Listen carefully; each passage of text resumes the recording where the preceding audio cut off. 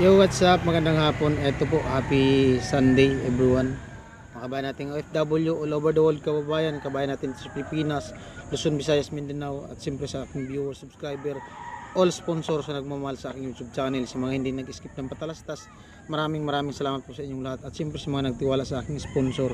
And love you all, at ingat po kayo lagi para mas marami pa pong matulungan na mga kabayan natin dito sa Pinas. Ayan.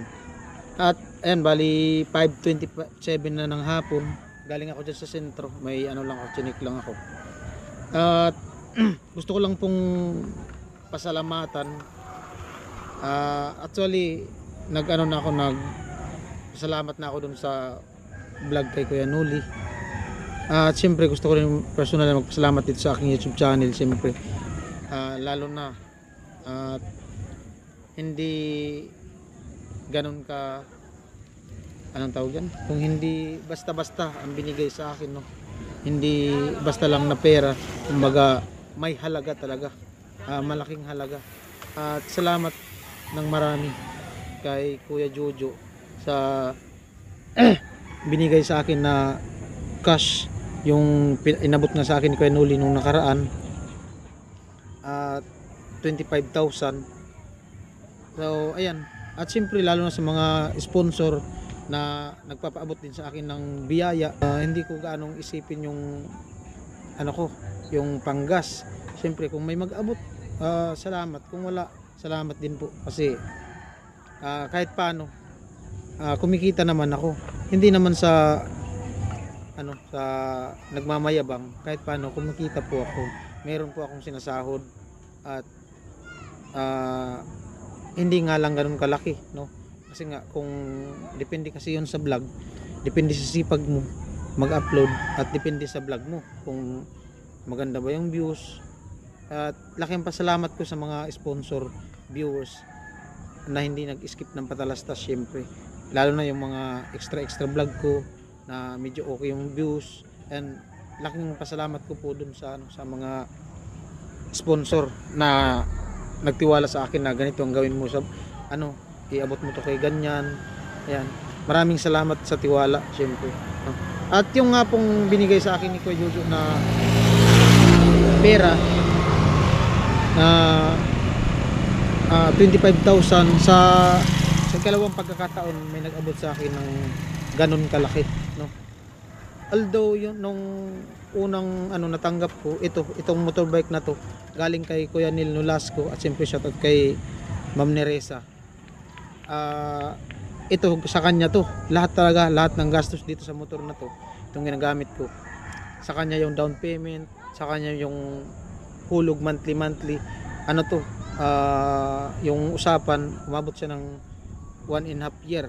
So kinuha tong motor na to nung hindi pa ako pumunta talaga dito sa Kamsor, nung nasa Burias pa ako. So salamat kay Kuya Neil Nolasco, at siyempre kay Ma'am Neresa. Yan, nagkaroon ako ng motor dahil sa kanila. Wala akong ginastos kahit piso sa pagkuha nito, sila nagkulog buwan-buwan. At sa ikalawang pagkakataon, ayun, nakatanggap ako ng pera.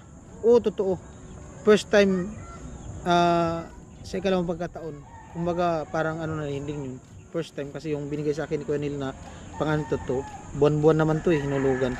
So first time talaga yung kay Kuya Jojo na inabot sa akin ng buo 25,000, no? So napaka laking yun sa akin, laking blessing, biyaya. So ang nangyari po, yung cash na binigay sa akin ni Kuya Jojo na 25,000 ay nilagay ko po sa sa account ko.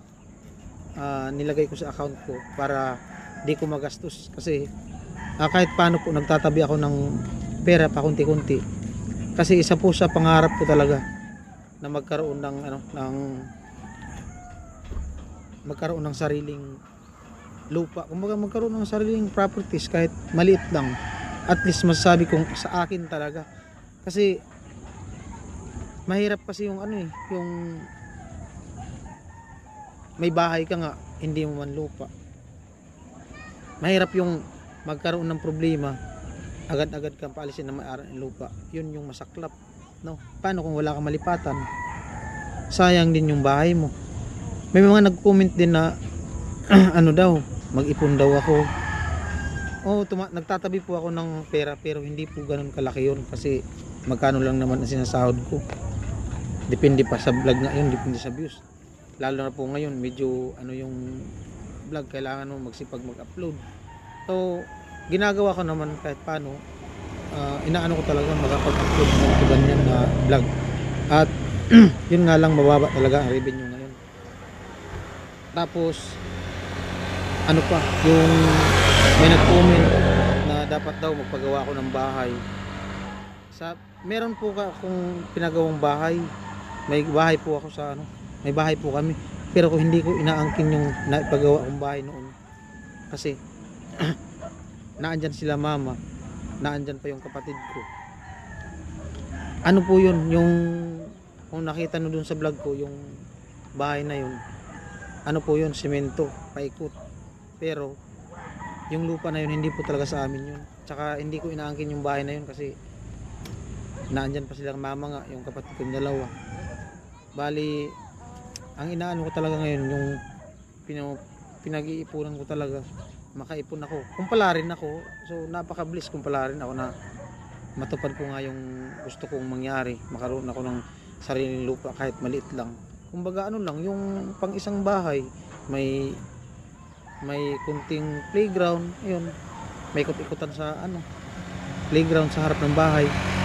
At yun talaga yung ano ko, yung pinaka ano ko, kaya yung binigay sa akin ni Kuya Jojo, hindi ko ginagalaw yun kahit paano. May savings ako, may ano. So abang tayo kung palarin tayo. Di man tayo palarin sa ano natin, sa yun nga, di man ako palarin sa pangarap ko magkaroon ng sariling lupa. At least sinubukan ko na ano, na sinubukan ko sa sarili ko kung kaya ko ba talaga, no? Kasi ano mahirap na yun nga, yung basta hirap ipaliwanag, no? At nagpapasalamat na lang talaga ako sa mga viewers at mga sponsor na ano, nagsuporta sa akin, sa aking channel, no? Yan, nakaabot, mag-ano na tayo, mag 40k subscriber na tayo. O napakalaking ano sa akin yun kasi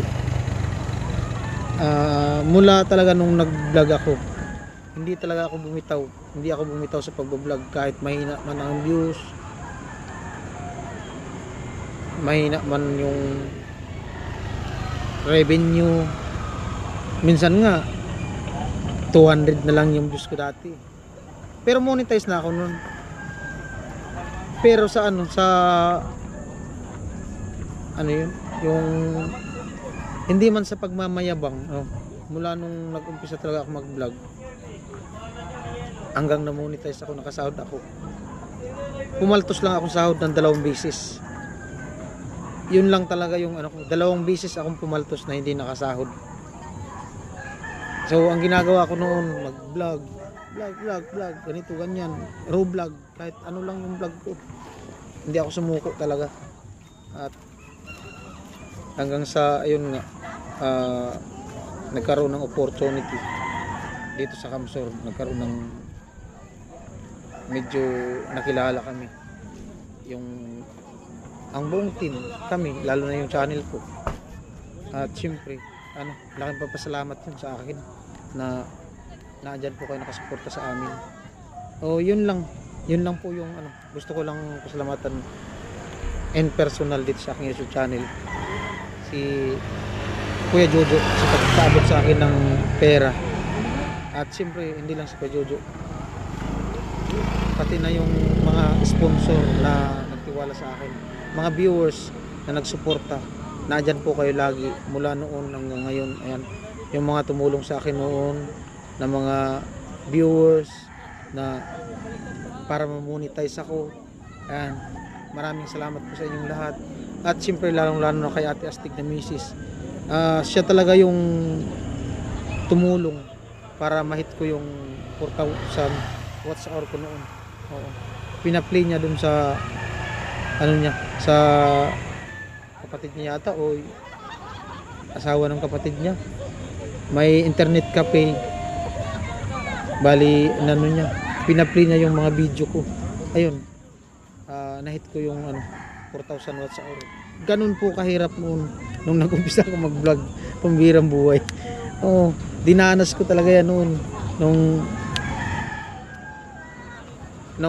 nag-umpisa pa lang ako mag-vlog. Nagkakilala kami ni Kanoli noon. Yung subscriber ko, ano pa lang, 400 subscriber pa lang ako noon nung nagkakilala kami ni Kanoli. Nagba-vlog ako, vlog. Wala pa si Kanoli noon, hindi ko pa nakilala. Hanggang sa dumating yung point na nagkakilala kami.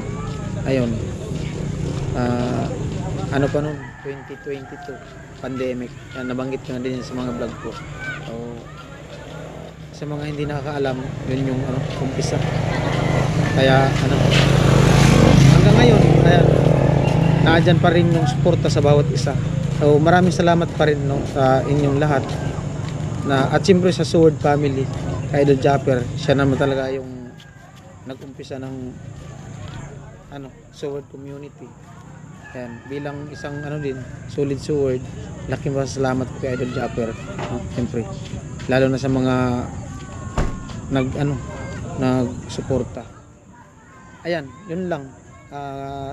Binuo ko lang yung vlog ko. Ay, pambihirang buhay. Yun lang po, salamat. At abang na lang tayo kung ano yung magiging journey natin, kung wala rin ba tayong mahit natin yung gusto nating mangyari, na magkaroon ng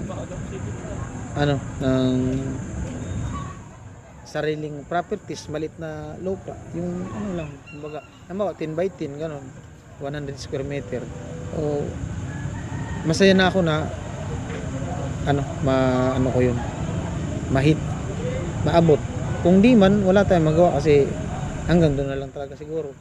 So hanggang kaya pa natin, subukan natin. Salamat. At kung man, bili na lang ako ng sinako.